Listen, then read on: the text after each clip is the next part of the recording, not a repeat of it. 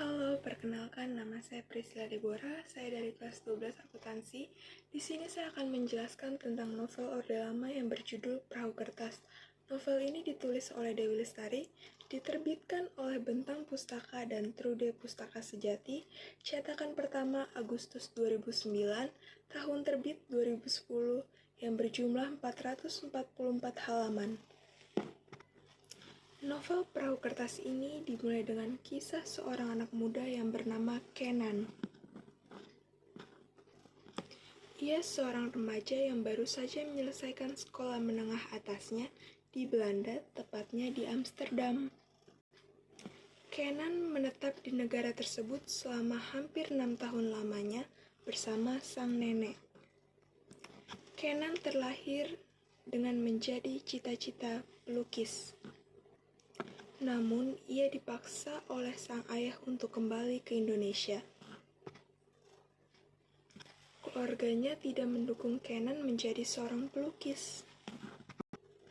Ia pada akhirnya memulai perkuliahan di salah satu universitas di Bandung. Ia mengalah dan memutuskan untuk belajar di Fakultas Ekonomi. Tokoh sentral lainnya adalah wanita bertubuh mungil bernama Kugi. Ia digambarkan dengan kepribadian yang riang dan ceria. Berbeda dengan Kenan yang cenderung kaku dan dingin. Pertemuan kedua tokoh ini tak terlepas dari tokoh lain yang bernama Noni dan Eko. Noni merupakan tokoh pendukung cerita, yaitu sahabat dekatnya Kugi. Sementara itu, Eko adalah sahabat Kenan. Pertemuan pertama Kugi dan Kenan adalah momen di mana Eko dan Noni menjemput Kenan yang baru tiba di Indonesia. Seiring berjalannya waktu, Kugi pun Kenan menjalin hubungan persahabatan bersama Eko dan Noni. Diam-diam mereka saling mengagumi. Kugi yang senang bercerita dengan dongeng merasa takjub bertemu dengan Kenan, seseorang yang mampu bercerita lewat gambar. Mereka diam-diam jatuh cinta dalam diam.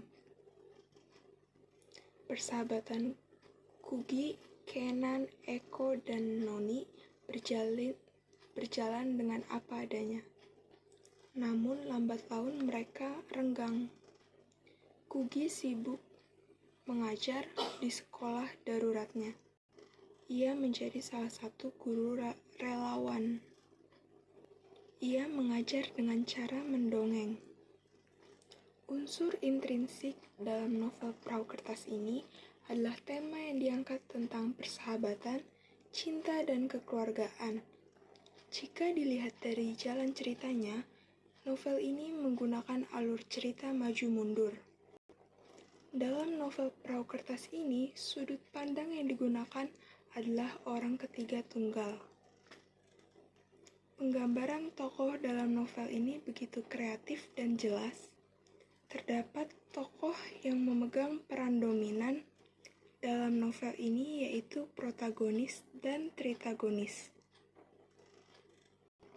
Kata-kata yang ditulis dengan ringan dan gaya bahasanya sangat menyesuaikan dengan perkembangan masyarakat modern.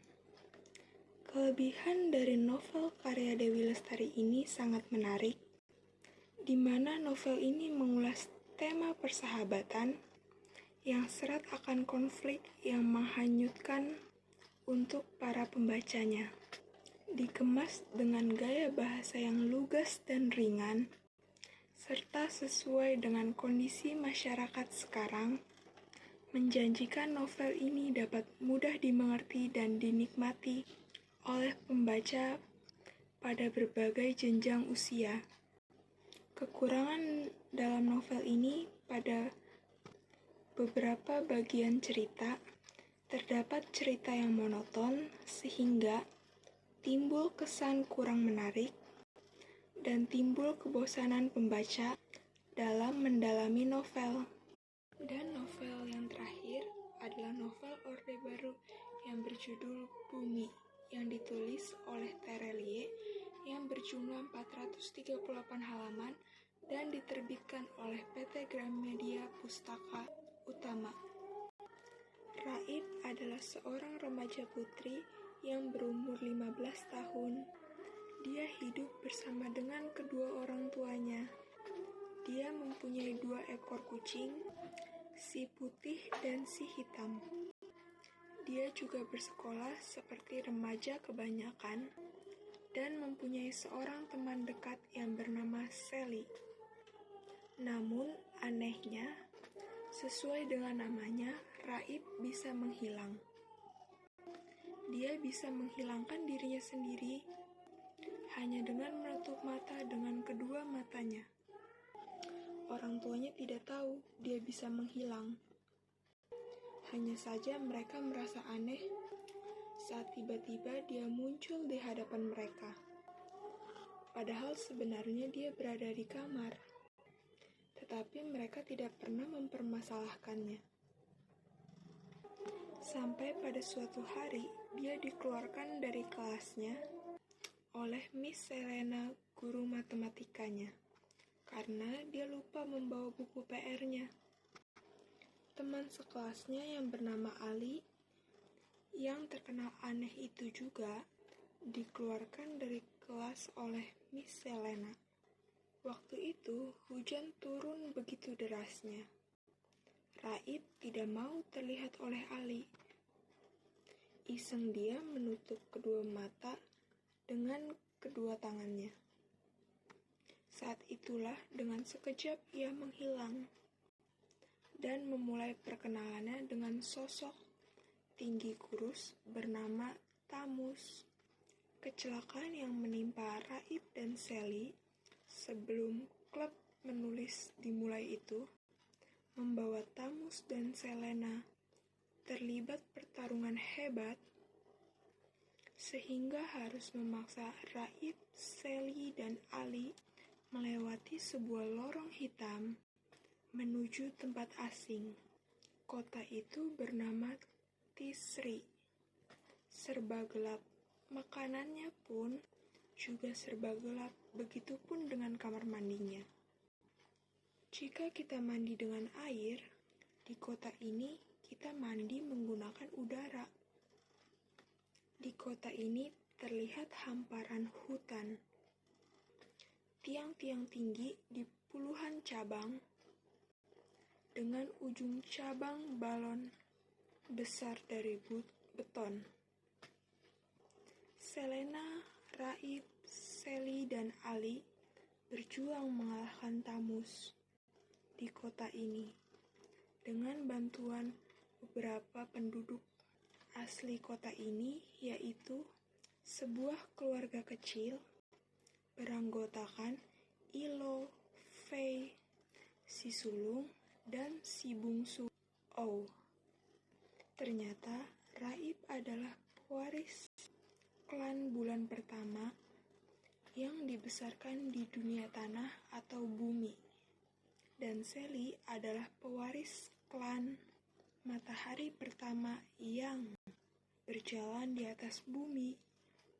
Mereka berdua memiliki kekuatan yang sama untuk menandingi Tamus. Ali, dia hanyalah makhluk tanah yang diam dan jenius. Mereka berjuang mengalahkan Tamus yang ingin menguasai bumi. Unsur intrinsik dalam novel Bumi ini adalah temanya menemukan jati diri yang menggunakan alur maju mundur atau campuran, sudut pandang orang pertama, pelaku utama, amanatnya ada banyak sisi dalam setiap masalah.